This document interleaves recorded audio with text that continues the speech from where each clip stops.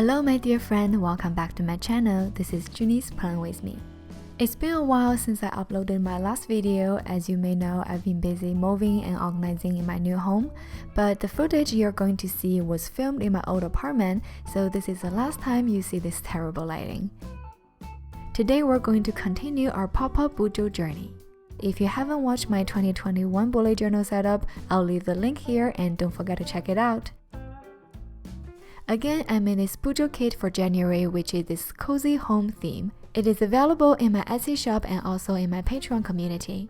There are 4 month titles, 5 sets of days of the week numbers, sprite title, 6 mini calendars for habit tracking, washi tip sets, 2 pieces of stickers, and 1 illustration drawing. I'll leave the link in the description box down below if you're interested. For 2021, I chose this Crystal Night Edition notebook from Notebook Therapy as my journal. I made a separate review video about it so you can take a look, and you can also get 10% off with my coupon code JunniSun10 while purchasing. Without further ado, now let's get started. First, I want to quickly explain the mechanic we're going to use for today. If you're worried that your first time pop-up won't work, you can follow me and try it on the separate notebook first. Let's start with this blank rectangle piece. Fold into half, cut 2 rectangles away on the bottom 2 corners, and fold it to make the glue section for this pop-up. Then on the notebook, you need to find 90-degree angle evenly divided by the center binding line, 45-degree each side, and glue the pop-up piece one side on first. Make sure the folding corner is right on the bending line. Put glue on the other side and close your notebook, press a little bit, then ta-da! Same method if you want to have some variety. For example, here I'm cutting away the center area to make an arch, which is actually same as the fireplace we're going to make later. Then I fold the bottom part and glue it on the notebook. But pay attention that even though the center area is gone, you still need to use it as reference to find where the glue line is. Then same as the previous one, glue one side on first and then the other side. By the way, I'll leave the information and links to the supplies I'm using in this video in the description box down below for you. So yeah, the second piece is done, and now let's talk about the upgraded version, which is still pretty simple if you understand how it works. So I draw a parallel line to the second piece on the right side and place another small piece of paper there by gluing one end to the notebook and the other end to the second piece. But you have to make sure that the gap is exactly a rectangle so the notebook can close perfectly. This mechanic will be used on the chair and table later. With all the basic knowledge, it's time to bring some design in. I pre-drew a digital version and print it out. You can also find it on my Patreon and in my Etsy shop as printable. It took me a while to figure out the pop-up design, so your support will mean a lot to me and this channel. But if you want to make it by yourself, here are the dimensions I used that I hope can be helpful for you. And now I'm going to show you how I set it up piece by piece.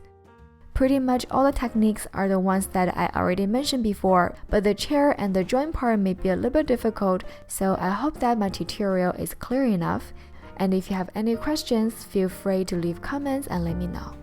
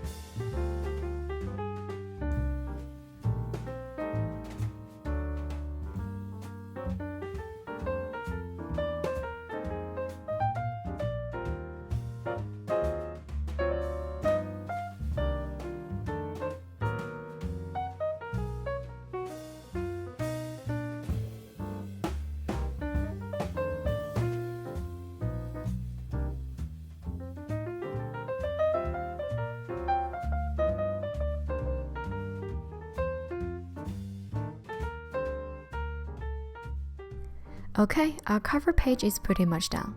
Let me add in the title using my sticker, and now let's move on to the next spread. I received some comments on how the next page is gonna be with the extra paper on the previous one.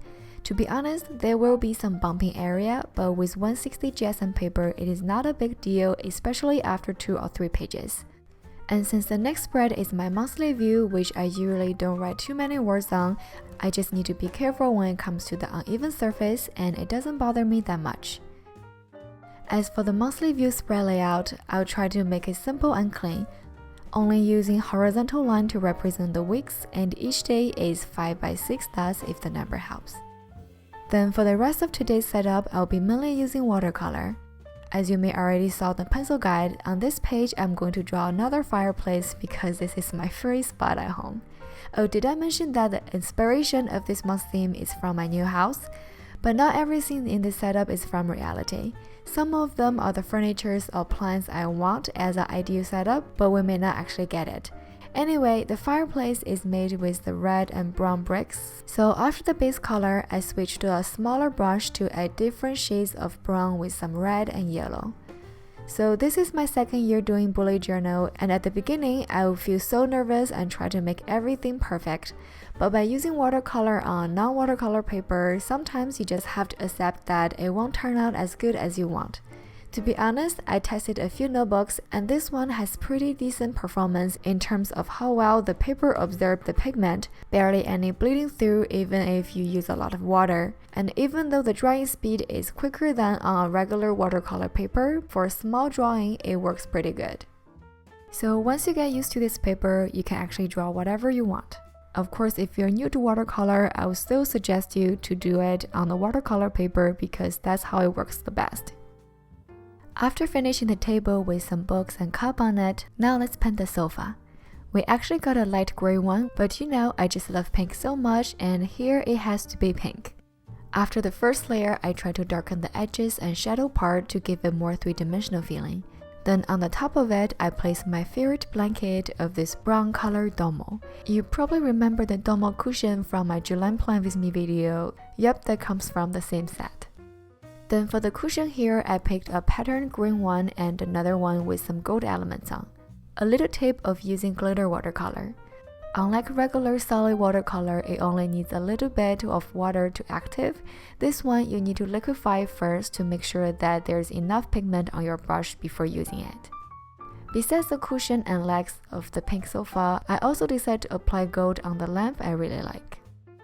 By the way, I want to mention that all the drawings here are based on my dream living room setup, and I love to hear you guys saying this is inspiring. So if you want to recreate my spreads but you have a different taste of home decoration, feel free to adjust it based on the style you like. No need to copy exactly what I draw.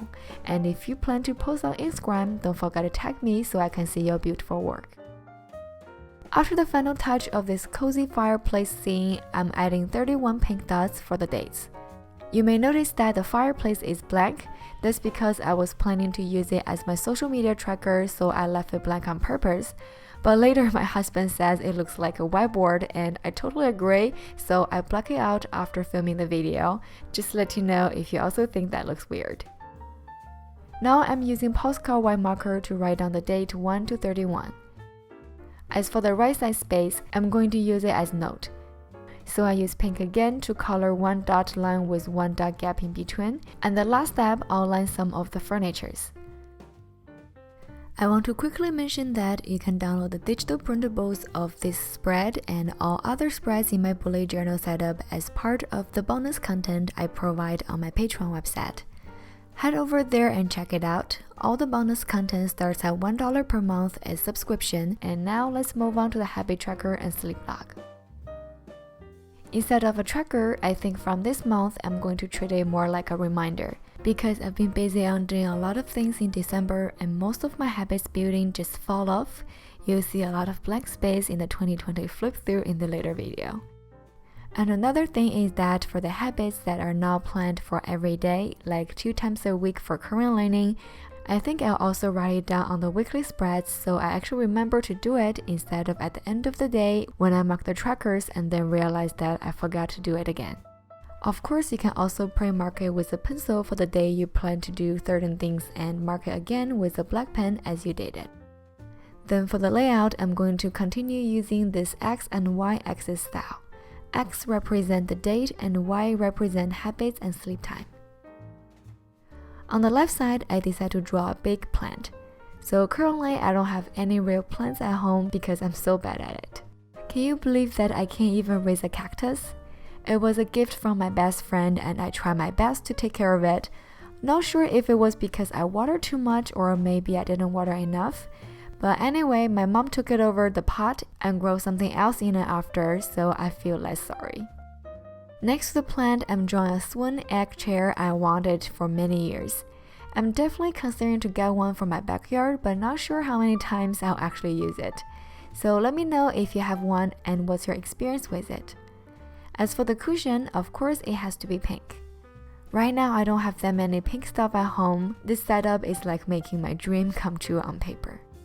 At the end, I want to emphasize the edges a little bit more, so in order to make it easier, I choose to just use Arteza brush pen directly. The pigment is also watercolor based but is more opaque and comes out really smoothly, which is perfect for outlining my chair and adding shadows in the meanwhile.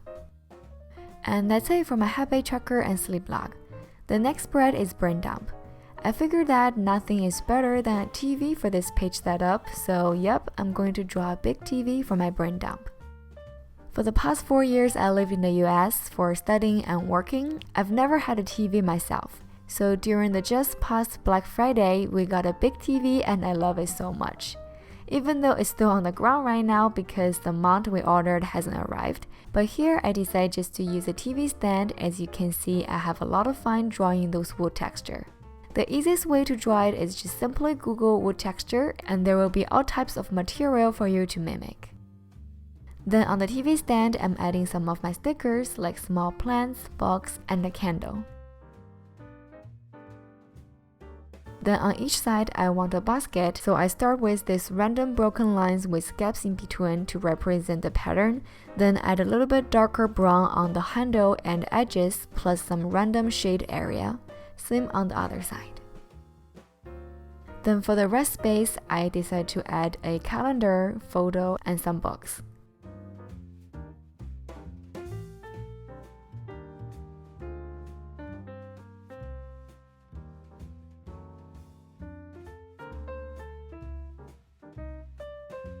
On the top of the stand, I'm adding a switch on the right side. I actually don't have one mainly because I'm terrible at all kinds of games, so I feel like it's gonna be a waste for me to spend money on a switch. But I did try the Run Fit adventure recently at a friend's place. If you don't know the game, it's an exercising action role-playing game which motivates you to work out more often to reach the further goal in the game. And it could definitely be helpful for me who wants to work out but always have a hard time starting it. Anyway, now I'm blacking out the edges of the TV and we're ready for the next spread, Mode Tracker. This month I want to try something different. So here I have 31 photo frames hanging on the wall, and instead of using simple color code, I'm planning to draw out the reason why I'm happy or not happy on the day. But it has to be something simple and can fit into those small frames. It is also going to be a challenge for me, so I'm really excited how it will turn out at the end of this month. Right now, I'm adding darker browns on each frame to make them look more three-dimensional. It's pretty easy, just need to double the line on the right and down side of each line if that makes sense to you. I know this spread looks pretty boring right now, but hopefully there will be a lot of fun later. Moving on to the next spread, I saved the left page for a shopping list. Usually I don't have it here because I organize income and spending using an online Excel shared with my husband. But since we just moved from a small apartment to a house, there's so many things we need to buy that we didn't expect. But still, I separate into two columns, need and want, to make sure we don't spend too much money on unnecessaries. And I also make the want list shorter on purpose to control myself. Then starting from the right side, it will be my first weekly page. On the top, I also add in the monthly goal using the sticker from my BUJO Kit. I'll leave 24x8 for the goal section, and under it, there are the first 3 days in this month. Each day have 5 dots row. Then I place the days of week stickers on and write down the dates. Now it's time to have some fun watercoloring again.